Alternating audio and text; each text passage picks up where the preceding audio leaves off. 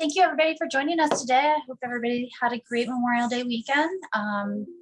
As always, we are recording this, so we will send this out at the end of the day so that you have it to listen back to. And if you have any questions, please use the chat feature for us to answer them at the end of this presentation. And with that, I will turn this over to John. Thank you, Hope, and thanks to all of you for tuning in today. As Heidi Howard would say, it looks like we have a small but mighty group joining us. And I will remind you that the information that Lauren and Zach are going to provide today are for the use and benefit of our restaurants and hotels and travel and tourism partners and other friends of PRLA. This is not a press event and it is off the record. If you're with the press and want to talk to us about anything, feel free to reach out and we'd be happy to do so. And with that, I'll turn it over to either Zach or Lauren, whoever's going to lead off today. Thank you, John. Appreciate that. And good morning, everyone. Happy Webinar Wednesday. For those who do not know me, my name is Zak Pyzik. I'm the Director of Government Affairs at the Pennsylvania Restaurant and Lodging Association. And I am joined today by Lauren Brinjac, PRLA Senior Director of Government Affairs. I hope you all had a nice long Memorial Day weekend. As many of you know, Memorial Day weekend is a big weekend for so many of our members, especially some of our tourism partners like our amusement parks, who I know had big weekends and a lot of sunshine. Business is certainly doing well for the most part from what I've heard, and things were particularly busy this weekend. I did hear, however, that there are some concerning travel trends being identified and pointed out. Specifically, I was reading this weekend that while Memorial Day travel was up compared to 2021 numbers, gas prices have caused different types of travel, a lot more local travel than we might have seen in years past. I know many from the DMO community especially have taken advantage of more regional targeting and messaging. And I hope that everyone had a nice weekend. This year, the data suggests that nearly 7 in 10 Americans, 69%, report being likely to travel this summer, with 60% saying that they're likely to take more vacations this year compared to 2020 to 21. But new concerns about gas prices and inflation, however, are certainly impacting some of those travel plans that we see in a variety of ways. Nevertheless, we've got a lot to cover today. And with that, we can jump right into things with some federal issues. Lauren, would you mind catching us up on where we are at with RRF and some of the federal items that we're tracking? Sure, thanks, Zach. Good morning, everyone. For a federal update, as some of you probably have already seen, on Thursday, May 19th, so a week or two ago, the U.S. Senate failed to advance the Small Business COVID Relief Act of 2022, which basically ended the possibility of replenishing the Restaurant Revitalization Fund this year. And that happened because the Senate failed to overcome a filibuster by a vote of 52 to 43, and 60 votes would have been needed to overcome the filibuster. Notably, though, for the efforts of the National Restaurant Association and all of the state restaurant associations that have been advocating on this issue for months, every Democrat present voted in support, which was not necessarily a given in this instance. And we picked up 5 Republicans as well, although not our Pennsylvania Senator Pat Toomey. Unfortunately, it would be extremely difficult to get another shot at a Senate floor vote on the RRF this year. So this latest vote essentially kills all momentum on this issue, at least for now. And while we're certainly disappointed that that's the case, this was not necessarily a surprise. We knew from the beginning that this was going to be an uphill battle at best in the Senate. So we're not happy, but also not shocked at this outcome. We'll update you on a new issue we've been involved in. We are joining trade associations from around the country in sending a joint letter to the White House urging the Biden administration's support of energy policies that will support U.S. energy security and increase supply through the domestic production of oil and natural gas. This letter is going to be sent to the White House in advance of Secretary of the Interior Deborah Haaland's appearance before the U.S. Senate Appropriations Committee budget hearing which is taking place on June 8th, and during which it's expected that this issue is going to be at the forefront of questioning. And just as an aside, a few of you may remember Secretary Holland. She's a former congresswoman from New Mexico and is new in this position. We expect that letter to go out either later this week or early next week, and we will include the full text of that letter in one of our upcoming daily update emails. And so now I'm going to turn it back to Zach to kind of get us started in talking a bit about what our state legislature is up to at the moment. Yeah, thank you, Lauren. So I want to start with the tourism study. PRLA contacted Tourism Economics. Many of you know this. We've been covering it on this webinar, but just to catch some of you up, earlier this year about updating a 2015 report that showed the economic impact that tourism has on Pennsylvania's economy. With the board's support, we moved forward with updating that study primarily to get at new data and to analyze where we would be had we listened to the initial report in 2015, 2016. I am happy to report that the study was finalized and published last week. You can find it online on PRLA's website, and you can use the QR code on your screen to get to it if needed. It's also been included in the daily update and on the Facebook page and Instagram pages and other social media. While we're not surprised at all, we are eager to share that the data suggests the Commonwealth ought to fund tourism at $39 million, and that's excluding legislative grants, in order for the tourism sector to truly maximize its full potential. While the report calls for $39 million in funding, PRLA is still advocating for $20 million. That's mostly because we're very familiar with the political realities of the issue and the political makeup of the General Assembly. And the only way we'll ever truly get to that $39 million mark is by chipping away slowly but surely. Our comms team, Stephanie and Kendra, created a terrific 4-pager that we've shared in the daily update as well. This includes graphics and statistics that you can feel free to use to help spread the word and to share the message far and wide. These are some items that I really wanted to flag for all of you.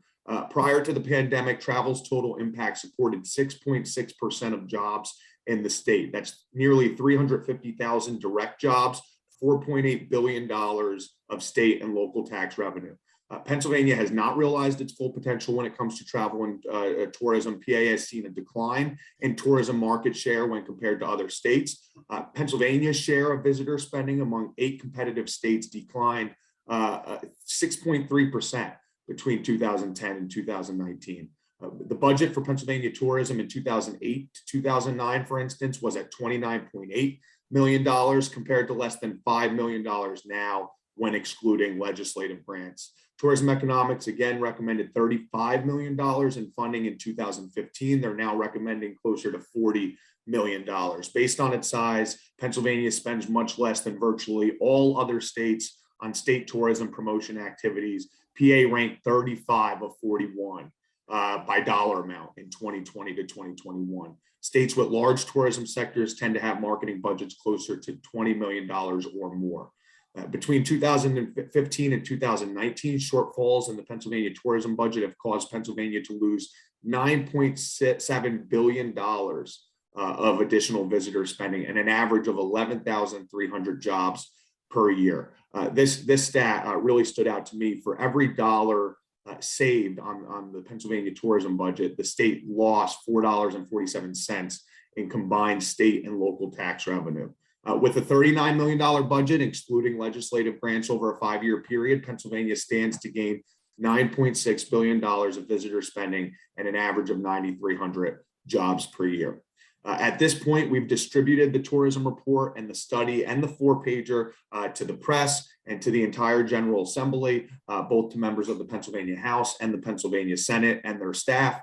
We've had multiple meetings regarding the report, and we'll continue to use this material to advocate for increased tourism spend here in the Commonwealth. And again, a big thank you to all of the DMO members and other PRLA members that committed financial backing to this project. We could not do it without you. The unity the industry has shown is truly inspirational, and I'm excited to see all that we can accomplish the next year or so. The state of the legislature here in Pennsylvania, the PA House and Senate wrapped up a full and busy week of session the last week of May. They are off this week and they both return to session next week. The Senate returns to Harrisburg on Monday, June 6th, and the House will return the following day on June 7th. We are now less than a month away from the June 30th budget deadline. June is that marathon month, with both chambers expected to be in session most of the month. We are still expecting the General Assembly to hit the deadline on the budget. There's a lot of talk amongst the public and the halls at the Capitol and coming from our membership about the American Rescue Plan funding dollars that remain on the table. The state has about $3 billion remaining in ARP money. I think it's $2 billion and some change. That money is partially intended for travel, tourism, and the larger hospitality community due to losses suffered during the pandemic. So why haven't they spent it? The problem has mostly been, well, it's campaign season. And with there being a very competitive race for governor and for Senate, there hasn't been much of an appetite to spend those dollars. That said, a lot has changed due to the primary elections. We now know who the two gubernatorial candidates are, and we are likely set to have two new Majority Appropriations Committee chairs coming in due to Senator Pat Brown and Representative Saylor trailing and losing in their primary elections. Can things look different than we initially expected? They certainly can. PRLA is keeping a close eye on all talk about ARP money and next steps. There is a chance some of these funds free up earlier than we had expected, given the results of the primary election. And also, it's worth noting that we are operating on a surplus here in Pennsylvania. One big reminder, as of August 5th, the Department of Labor and Industry's new rules regarding the Minimum Wage Act, and specifically the tip minimum wage, will be in effect. Again, that is as of August 5th. The Independent Regulatory Review Commission unanimously approved the final form regulations at the end of March this year. PRLA has been engaging in that process since late 2021, where we submitted public comment on the issue. A few areas are covered as it relates to tipped workers. There is an update to the definition of tipped employee, and that's based on inflation. The amount of tips an employee must receive monthly is being increased from what was $30 to now $135 for the first time since 1977. Most tipped employees we've talked to far exceed that threshold. They did align their regulations in the state with the federal regs as it relates to the 80-20 rule. They have taken that rule on by reference, excluding the 30-minute threshold, which is something the state is not touching due to pending litigation on the federal level. They have aligned with the updated federal regs that allow for tip pooling amongst employees, but in most cases, it would exclude managers, supervisors, and business owners. Employers are prohibited from deducting credit card and other non-cash payment processing transaction fees from an employee's tip, included with a credit card payment or other non-cash method of payment.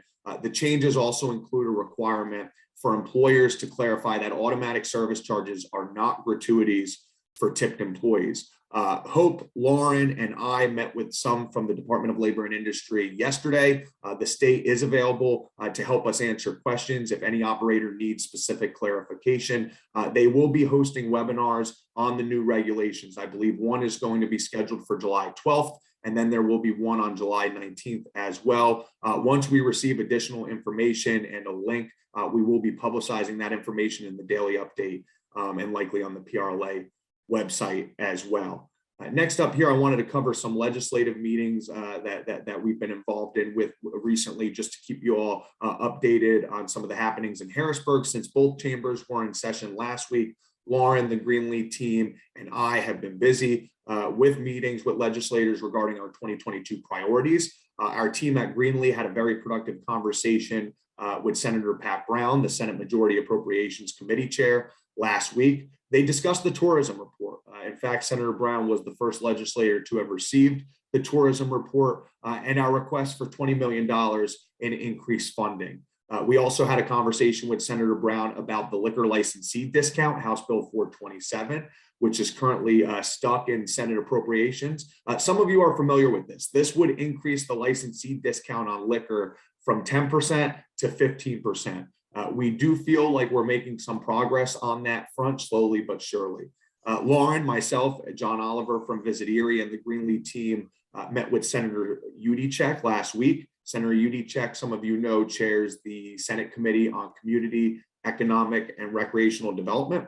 He is the prime sponsor of the TID legislation that we're working on. He's been a great sponsor, very enthusiastic about the issue, and we're excited about next steps on that. And then lastly, we had a meeting with Representative Schlossberg regarding some of our priorities. Representative Schlossberg unfortunately had COVID, and so we had to meet via Zoom, but he did share with me that he is doing well, and hopefully he'll have a speedy recovery. The representative is from Lehigh County, and we had a great conversation about some of the bills that we're currently pushing at PRLA. June will be a very busy month, and we're expecting to really ramp up our engagement while legislators are in town for session much of June. Lauren, what sort of new legislation and movement on pending legislation are we seeing right now? Thanks, Zach. I wanted to get to, I saw in the chat, Bob, you asked what days are our elected officials not in Harrisburg during June. Typically, session in Harrisburg is Monday, Tuesday, Wednesday. That is the case, what they have scheduled for the first 2 weeks of June. But as we get into the latter half of June, and especially that week leading up to June 30th, they'll likely be in session all week as they move towards that budget deadline. But as Zach knows, things change really quickly in Harrisburg in June. So you can always count on them being in session Monday, Tuesday, Wednesday. And then as we get towards the end of the month, it just really depends on how quickly or not that budget deal and people really coalesce around a budget deal. So they'll be in Harrisburg more often than not for the rest of the month, but typically you can count on legislators being back in their districts Thursdays and Fridays during the week. To turn to some other legislation that we saw moving in Harrisburg last week, a couple bills that PRLA supported advanced out of committee, which we're really happy to see. Legislation addressing our very outdated frozen dessert law was voted out of the Senate Appropriations Committee last week. And this is the bill sponsored by Senator Judy Ward that would rewrite rather than repeal the dessert law and would require frozen dessert tests to be conducted annually instead of monthly. The next step for this bill is a vote by the full Senate. It's on the Senate calendar on third consideration right now, and then it would move to the House for their consideration. And just as a reminder, there is a House version of this legislation that would fully repeal the dessert law, and the House has already voted that legislation out of that chamber with, I think, little to no opposition. So we are very hopeful because there are bills in both the House and the Senate moving that this is legislation that can be done sooner rather than later. And we do expect to see more movement on this bill later in June. Another PRLA supported bill that was voted out of a Senate committee last week was Senate Bill 1212. This was legislation sponsored by Senator Kristen Phillips Hill, and it would amend the liquor code to allow licensees to use loudspeakers outside, provided the sound does not exceed 75 decibels beyond their property line. And this would apply to licensees in counties class 2A through 8. The bill was voted unanimously out of the Senate Law and Justice Committee last week, and it was voted with an amendment as well that would make the bill effective immediately rather than in 60 days. And the intent there is that if the legislation does pass during the month of June, that licensees would be able to take advantage of that new law immediately. Other legislation, as Zach mentioned earlier, we've been working with Senator Brinjac on tourism improvement district legislation that he's sponsoring. And the proposal that we've been working with will serve as enabling legislation for counties that want to participate and enact a tourism improvement district in their community. We are planning to use the next few months over the summer and into early fall to educate lawmakers on this topic. And the tentative plan that we've discussed with Senator Brinjac, as Zach mentioned, I think, is to hold a series of 2 or 3 public hearings on the legislation across the state. So we can have different groups come in and testify and get legislators out and about and learning more about this legislation with the intent to possibly be able to take it up into the fall. I'd like to move on now to some items that we are working on at the local level. Allegheny County, We are still waiting to see the final guidelines, which are supposed to be put forth by the City of Pittsburgh Department of Mobility and Infrastructure to implement their outdoor dining program, which was passed, an ordinance was passed back in February. We're hoping that these will be available in the near future, and we know that the department is also going to hold a webinar, I think, to more fully explain these guidelines when they are ready. And we're hoping that that will happen sometime this week or possibly next week. Also, a reminder that Pittsburgh City Council recently voted to eliminate several business licenses that the Department of Permits, Licenses, and Inspections felt were either duplicative or unnecessary and burdensome for both the city to maintain, but also for businesses as well. And just a reminder, these are the transient merchants license, trade fairs license, amusement places and producers license, mechanical amusement devices license, and sign maintenance certification. And these were licenses that cover things like pop-up shops or the ability to have things like jukeboxes or pool tables in your establishments. And lastly, I want to note that we have been engaged with Pittsburgh City Council on new legislation to regulate Airbnb and other short-term rental units in the city. This is something we've long advocated for at both the state and the local level to level the playing field for our hotels and bed and breakfasts as it relates to these online home sharing platforms. Not just to eliminate unfair competition, but also to ensure the health and safety of Pennsylvania visitors. We participated in a recent public hearing on this legislation with Pittsburgh City Council.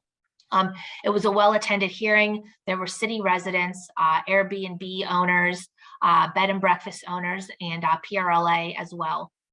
I think it was a really productive hearing. There were a number of constructive suggestions made by all of the groups during the hearing.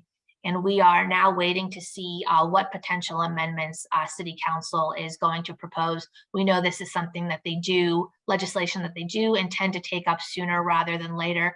And my guess based on this hearing is that they will be able to come up with something I think that will be agreeable to probably most of the stakeholders. So I'll turn it back over to Zach now for an update on some of the things that we are working on specific to Philadelphia. Thanks, Lauren. Yes, Philadelphia is going to be very busy this summer. So I didn't know this was a thing until recently, but there's something called the Predict HQ Event Index out there, which tracks the impact of events in various U.S. cities.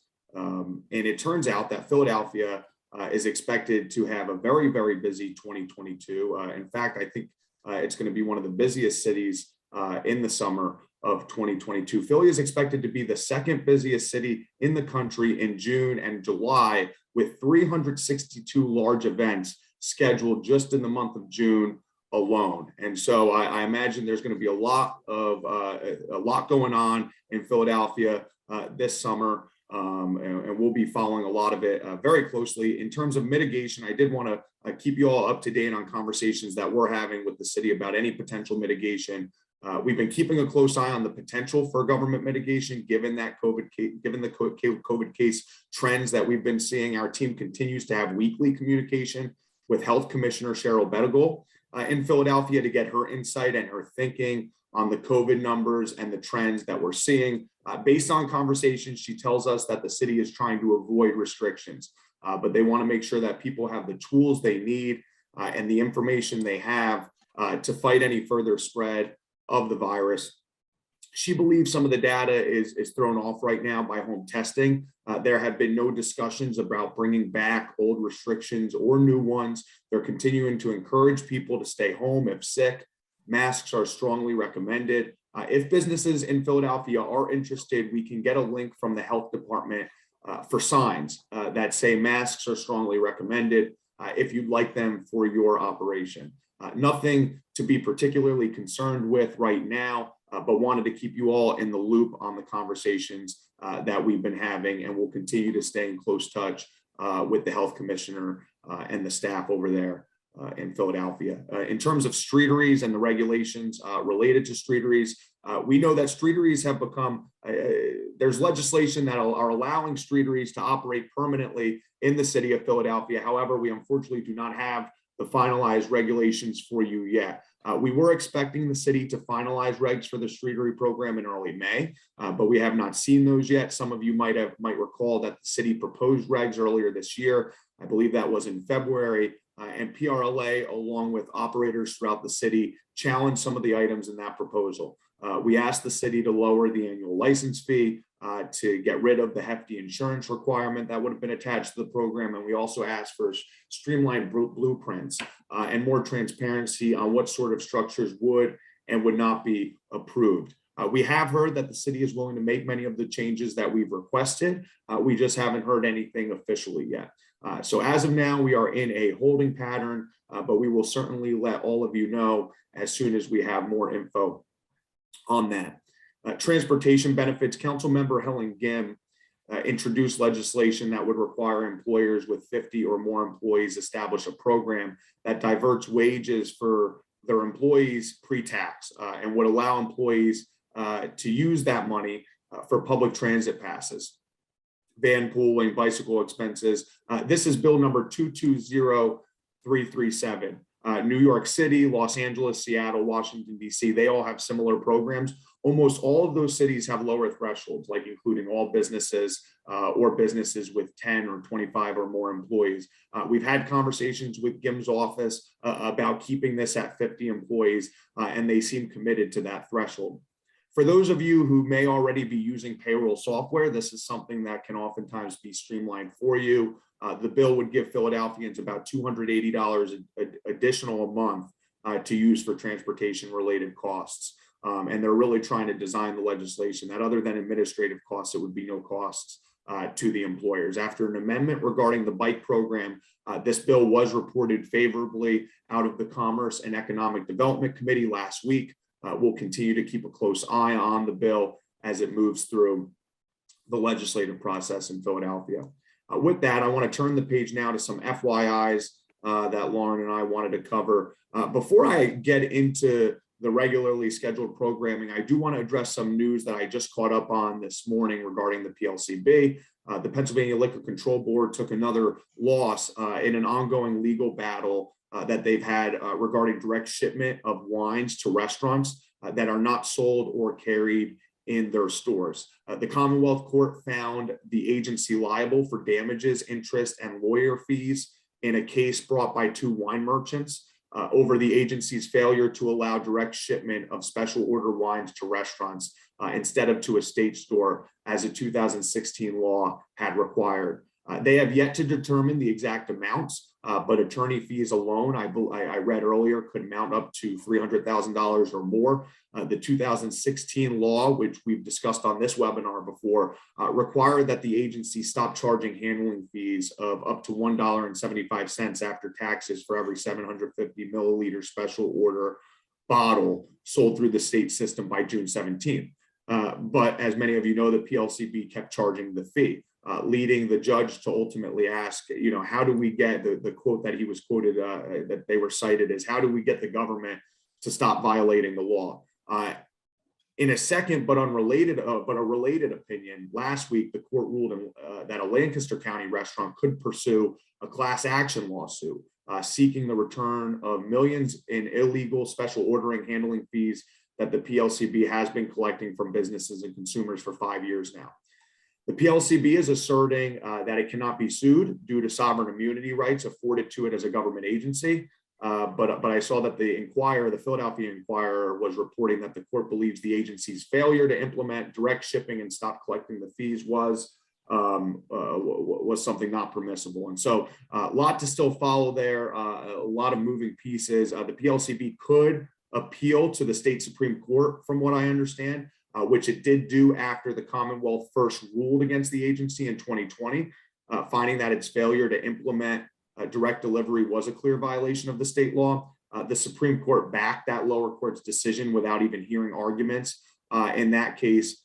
Meanwhile, the PLCB on May 20th announced that in early June, it would finally allow merchants to ship wine directly to licensees 5 years later.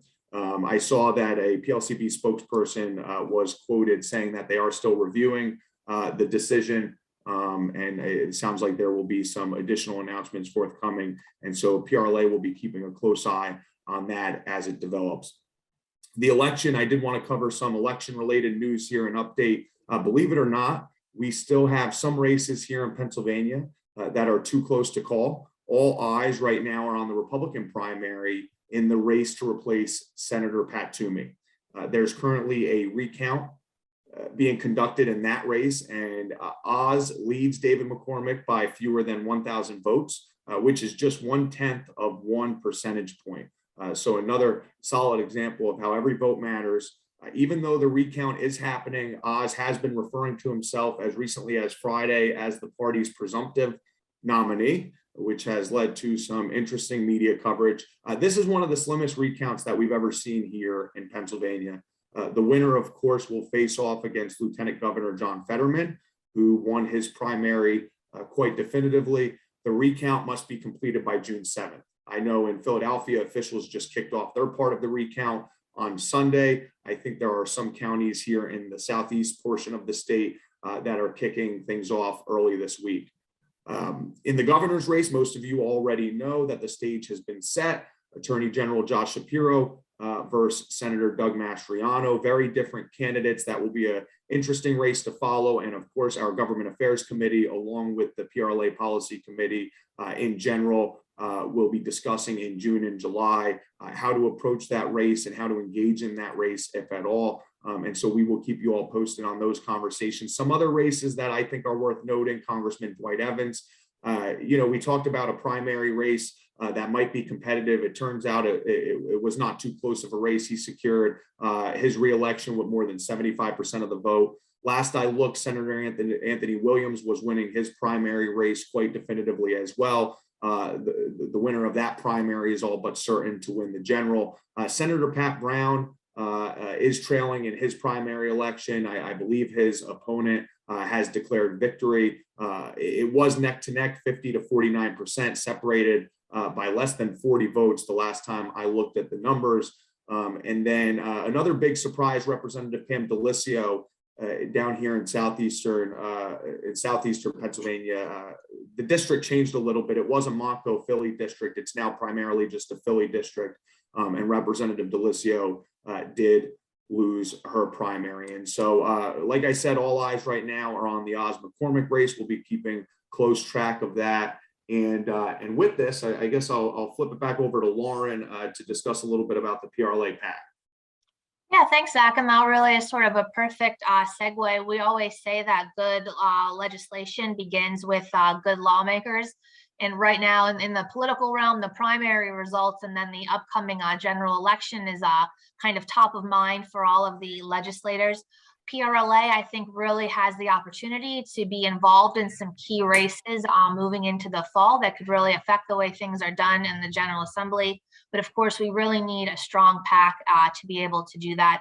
So if you are considering contributing to PRLA's PAC, there is definitely no better time than the present to do so. And I wanted to note also at our leadership forum, which is taking place early next week in Lancaster, on the evening of Monday, June 6th, we are going to be having a reception for our PAC 365 and up club members. And we hope that all of you will be able to join us at that reception. And so if you haven't made your PAC contribution for the year, now would be a great time to do so. And we appreciate any contribution and any support that you're able to provide.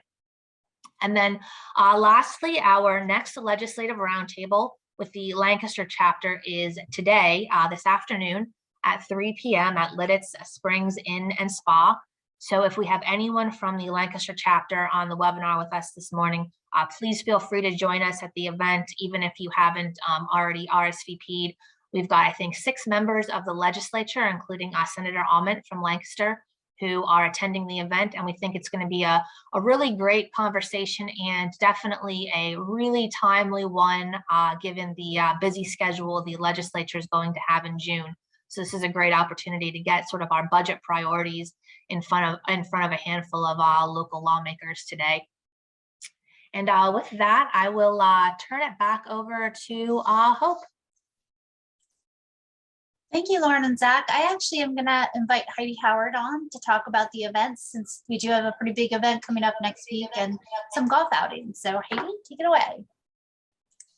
Hello, everyone. Yes, we do have our leadership forum coming up at the Cork Factory Hotel in Lancaster, though we are bursting at the seams and super excited to have close to 130 people attending. If you haven't made your reservations and you're trying to, we did turn off online registration since we're at capacity, but things may change. So reach out to me or give us a call.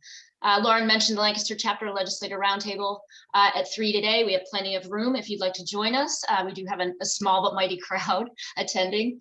And the next meeting for Philadelphia chapter will be at Building 39 at the Arsenal, 3 o'clock on June 21st.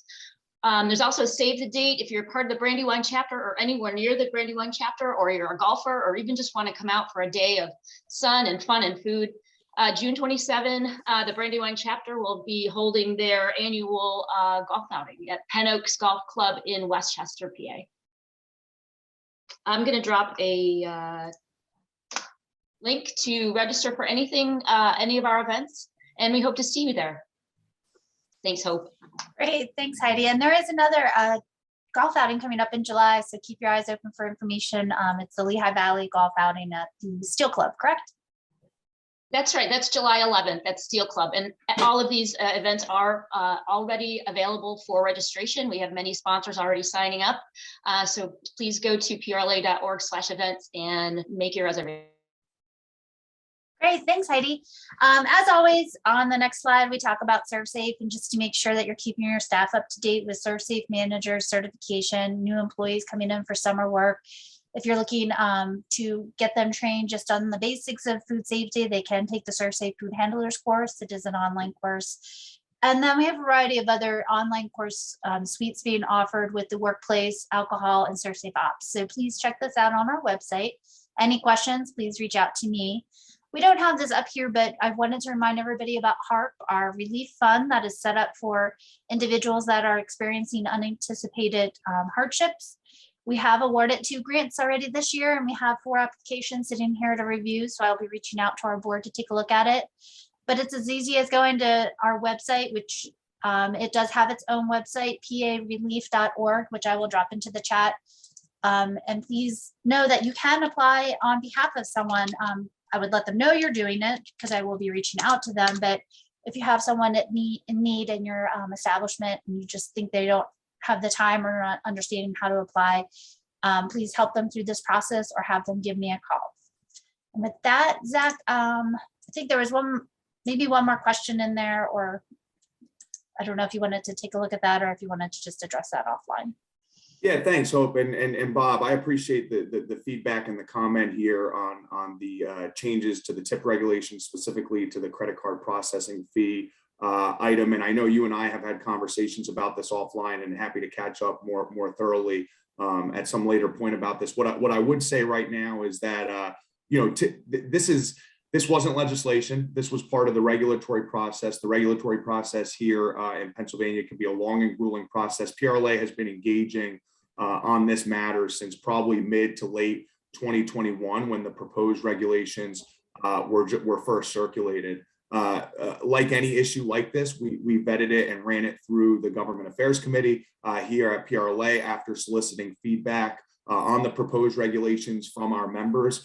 Far and wide, what we've heard from most of our members is that this wasn't something they were doing, that they stopped deducting the tips from the credit card processing fees from their employees' tips. And that's, we shared that with the Government Affairs Committee. I will say the public comment that we submitted through the IRC process did suggest that these changes were best suited for the Pennsylvania Legislature. And so we did technically oppose the changes from that perspective. But nevertheless, we did hear from members that this is something that's already pretty much best practice. And so that's kind of where our Government Affairs Committee landed on that subject. And John, I don't know, or Lauren, I don't know if you guys have anything additional you want to add. I'm happy to talk about this more offline, Bob, if you'd like. I think you've covered it very factually, Zach. Thank you.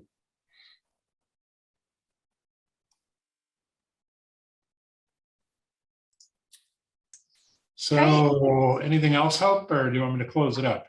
You can close it out, John. All right, thanks, Hope. Thank you, Zach and Lauren, for a terrific update, very concise and clear and thorough. Really appreciate that. And thank you all for tuning in today. And we'll see you again next time.